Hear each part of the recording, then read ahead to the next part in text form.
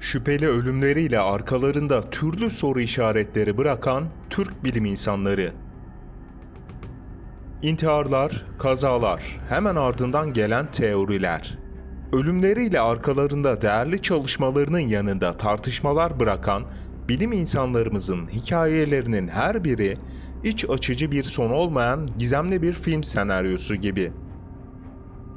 İnsanlık için büyük işler başarmak üzereyken, işine gelmeyen gizli güçler tarafından sonu getirilmeye çalışılan bilim insanlarının olduğu o filmlerden en azından birini mutlaka izlemişsinizdir. Birazdan bahsedeceğim gerçek hikayeler de akla o türden karanlık senaryoları getiriyor. Türkiye Cumhuriyeti'nin pek çok değerli bilim insanı, geniş kesimlerce şüpheli olarak değerlendirilen ölümlerle hayatını kaybetti. Söz konusu bilim insanlarımızın ortak noktaları, ülkemiz ve insanlık için büyük önem arz eden ya da gizlilik gerektiren projelerde görevli olmalarıydı. Yıllar içinde farklı komplo teorilerinin oluşmasının ve ölümlerin şüpheli bulunmasının kaynağında da bu projeler var diyebiliriz. TÜBİTAK'ta görevli 2 mühendis ve 1 yüzbaşının hayatını kaybettiği kaza, yıllar sonra halen şüpheli olarak değerlendiriliyor. 14 Temmuz 2004 tarihinde gerçekleşen olayda Yüzbaşı Yücel Kenter'le mühendisler Ercan Kuroğlu ve Mustafa Aktekin'i taşıyan minibüs bir traktörle çarpıştı. Ardından da karşıdan gelen bir başka araçla çarpışarak savruldu. Bu 3 ismin üzerinde çalıştıkları projeye dair detaylar ulusal güvenlik gerekçesiyle tam olarak bilinmese de kripto çözümleme sistem ve yazılımları üzerine çalıştıkları, kazanın olduğu günse Çanakkale'de yeni geliştirilen bir askeri cihazı denemek üzere buldukları ve dönüş yolunda oldukları söyleniyor. TÜBİTAK Ulusal Elektronik ve Kriptoloji Araştırma Enstitüsü'nde görevli uzmanların ve yüzbaşının ölümü sonrası kazada araca çarpan traktörün İstanbul plakalı olması, köylülerin ifadelerinde kazanın hemen ardından savcıdan önce kaza mahalline gelerek aracı kontrol eden kimliği bilinmeyen bir kişinin varlığı, minibüsün rotasını değiştirdiğine dair bazı ifadeler ve ortadan kaybolan içinde gizli bilgiler olan bir bilgisayar, kazaya şüpheyle yaklaşılmasına sebep oluyor. Bu kazanın gizemi halen sır olmaya devam ediyor. Yıllar içinde intihar ya da kaza gibi gerçeklerle hayatını kaybeden Aselsan mühendislerinin ölümleri de yarı karanlıkta kalmış durumda. Özellikle de 2006, 2007, 2008 yıllarında arka arkaya gelen şüpheli ölümler pek çok genç mühendisimizi kaybetmemizle sonuçlandı. Hüseyin Başbelen hayatını kaybetti. 5 Ağustos 2006 yılında Hüseyin Başbilen hayatını kaybetti. Aselsan'ın Milli Tank Projesi'nde görevli mühendis Hüseyin Başbilen 5 Ağustos günü ortadan kayboldu. 2 gün sonra ise evinden 50 kilometre uzakta aracının içinde ölü bulundu. Bilekleri ve boynu kesilmiş halde bulunan Başbilen'in ölümü kayıtlara intihar olarak geçti. Başbilen'in hayatını kaybettiği araç içindeki bazı bulgular, ölüme araç içindeki bir başka kişinin neden olabileceği iddialarını güçlendirdi, ancak bu iddialar hiçbir zaman kanıtlanamadı. 17 Ocak 2007 Halim Ünsem Ünal'da intihar etti. Aradan birkaç ay geçmişken bir başka Aselsan mühendisi olan 30 yaşındaki Halim Ünsem Ünal, aracında ölü bulundu. F-16 savaş uçaklarının modernizasyonu, komuta kontrol ve şifreleme sistemleri üzerine çalışan Ünsem'in kafasına aldığı tek kurşun darbesiyle hayatını kaybettiği bilinirken onun ölümü de kayıtlara intihar olarak geçti.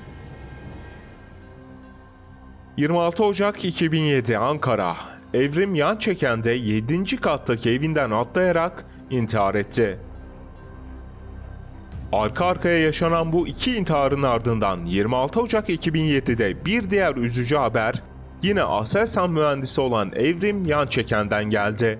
Aselsan'da mikrodalga ve sistem teknolojileri üzerine çalışan Yançeken'in 7. kattaki evinden atlayıp intihar ettiği, psikolojik sorunları olduğu iddia edildi. bulunan intihar notunda uzun zamandır teziyle uğraştığı, artık dayanamadığı yazıyordu. Başarılı ve ülkenin en önemli kurumlarından birinde kritik projede görev alan bir mühendisin test stresi sebebiyle intihar etmesi düşüncesi haliyle inandırıcı bulunmadı. 7 Ekim 2007, Burhanettin Volkan hayatını kaybetti. Arka arkaya gelen 3 intihar vakasının ardından soruşturmalar devam ederken 7 Ekim'de bir haber daha geldi. Aselsan'ın en başarılı mühendislerinden Burhanettin Volkan, görev yaptığı Banda Okullar Komutanlığı'nda silahla intihar ettiği iddia edildi. Volkan, Komuta Kontrol ve Haberleşme Yazılım Mühendisliği'nin Uçak Komuta Kontrol Merkezi bölümünde çalışıyordu. Şüpheli bulunan ölüm araştırılsa da hiçbir zaman olayın intihar olmadığına dair kanıt bulunamadı. 10 Mayıs 2008, Zafer Oluk askerdeyken görev esnasında kazayla hayatını kaybetti. Başarılı bir ODTÜ mezunu, elektrik elektronik mühendisi olan ve Aselsan'da bir milli savunma projesinde ve Leopard tankların yazılımları üzerine çalışan Oluk'un askerdeyken trafo tamiri yaparken elektrik çarpması sonucu hayatını kaybettiği söylendi. Ailesi ölümü sıradan bir kaza olmadığını düşündüklerini söylerken ölüm raporlara kaza olarak geçti. Ayrıca ailesi oğullarının yaptığı işten sürekli sır olarak bahsettiğini, eğer anlatırsa onların da peşine düşeceklerini söylediğini anlattı. Güvenlik endişeleri bulunan Oluk'un sürekli askere gitmek istediği, çünkü en güvenli yer olarak orayı gördüğü iddia edildi. 25 Ocak 2013, trafik kazasında hayatını kaybeden Hakan Öksüz'ün ölümü de şüpheliydi.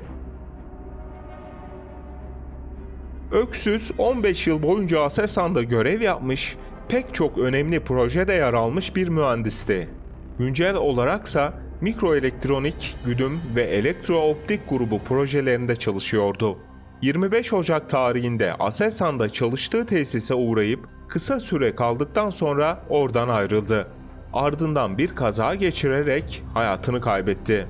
Öksüz'ün ailesine "Bana zarar verecekler, baskı görüyorum, takip ediliyorum" gibi şeyler söylediği, ailesini güvende tutmak için onları Ankara'dan uzaklaştırıp Kahramanmaraş'a gönderdiği, kaza yaptığı yerin ev ya da iş istikametinde olmadığı, üzerinde kimlik, giriş kartı ve telefon bulunmayışı, olaydan önce 10 gün boyunca ailesiyle konuşmamış olması, yıllar önce arka arkaya Aselsan mühendislerinin intiharlarının yaşandığı yıllardaysa kaçırılıp, dövülerek ve boğazı kesilerek bir köprü altına atıldığı, hastaneye kaldırılıp kurtarıldığı gibi bilgilerse olayın kaza değil, cinayet olabileceğine dair şüpheleri arttırdı. 16 Ocak 2015, mühendis Erdem Uğur gazla intihar edip hayatını kaybetti. F-16 savaş uçakları, İHA, tank ve savaş silahları gibi milli projelerde görev yapan ve manyetik alan projelerinde çalışan bir diğer Aselsan mühendisi olan Erdem Uğur, Ankara'daki evinde ölü bulundu. Uğur'un arkadaşlarına hasta olduğunu ve işe gelemeyeceğini söylediği, ardından ona ulaşamayınca merak eden arkadaşlarının evine gittiği, ancak kapının açılmadığı, polise haber verildi ve eve giren polisin de Uğur'un cansız bedenine ulaştığı belirtildi. Evin girişinde "Dikkat, gaz açık" notu bulunurken Uğur yatağında ve yanında bir tüple bulundu. Genç mühendisin ölümü kayıtlara gaz zehirlenmesi olarak geçti. Ancak diğer mühendisler gibi Uğur'un da ölümü şüpheleri beraberinde getirdi. Çünkü Uğur intihar etmeyecek kadar iradesine güçlü bir kişiydi. 21 Mayıs 2017, Kerem Barıldar şüpheli şekilde intihar edip hayatına son verdi. Aselsan'da yerli savunma sistemleri üzerinde çalışan elektronik yüksek mühendisi Kerem Barıldar, evinden 15 kilometre uzaklıkta bir binanın 14. katından atlayıp intihar etti. Olayın ardından şüpheli bulunan durum soruşturulmaya başlandı. Ancak olay kayıtlara intihar olarak geçti. Aselsan mühendislerinin ölümleri yıllar sonra dosyaların tekrar açılmasıyla araştırılmaya başlandı. Kimi dosyalarda ölümlerle ilişkili olarak FETÖ detayları vurgulandı. Ancak herhangi biriyle ilgili kesin karar çıkmadı. Ayrıca kimi dosyalarla ilgili de kurumun yoğun, çok stresli ve baskıcı çalışma koşullarının da mühendisleri intihara sürüklemiş olabileceği iddia edildi. Nihayetinde gerekçe ne olursa olsun, olan ülkemizin genç ve zeki beyinlerine oldu. Yıllarca ise dosyalar intihar ve kaza olarak rafa kaldırıldı. 2007'de tüm diğer acı haberlerin yanında Türkiye çok değerli 6 bilim insanını uçak kazasında kaybetti. 30 Kasım 2007 günü İstanbul-İsparta seferini gerçekleştiren bir Atlas jet uçağı inişe geçtikten sonra düştü. Uçağın içerisinde 7 mürettebatla birlikte 57 kişi vardı. Bu 57 kişi arasında Boğaziçi Üniversitesi öğretim görevlisi ve dünyaca ünlü parçacık fizikçimiz Profesör Doktor Engin Arık, araştırma görevlisi Özgen Berkol Doğan, Profesör Doktor Şenel Fatma Boydağ, Doçent Doktor İskender Hikmet ve araştırma görevlisi Mustafa Fidan'la yüksek lisans öğrencisi Engin Abat yer aldı. Ekip, Profesör Doktor Arık'ın yönetiminde CERN'deki Atlas ve KAST deneylerindeki araştırmalarda görev alıyor ve Türkiye'de kurulması için çalışılan Türk Hızlandırıcı Merkezi projesi üzerine çalışıyorlardı. Arık'ın Türkiye'de bol miktarda bulunan toryumla temiz, sürdürülebilir ve sürekli enerji üretebilmesi üzerine değerli çalışmaları vardı. Kurulması hedeflenen Türk Hızlandırıcı Merkezi ile de Türkiye'nin enerji sorununu kökten çözebilecek adımlar atılması planlanıyordu. Ancak ne yazık ki ekibin tamamı bu acı kazada hayatını kaybetti. Hemen ardındansa kazaya yönelik enteresan detaylar ortaya çıkmaya başladı.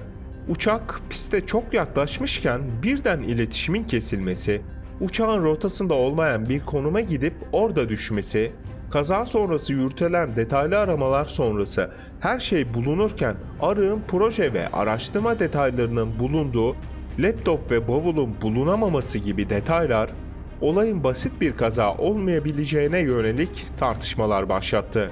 Ancak kaza kayıtlara pilotaj hatası olarak geçti.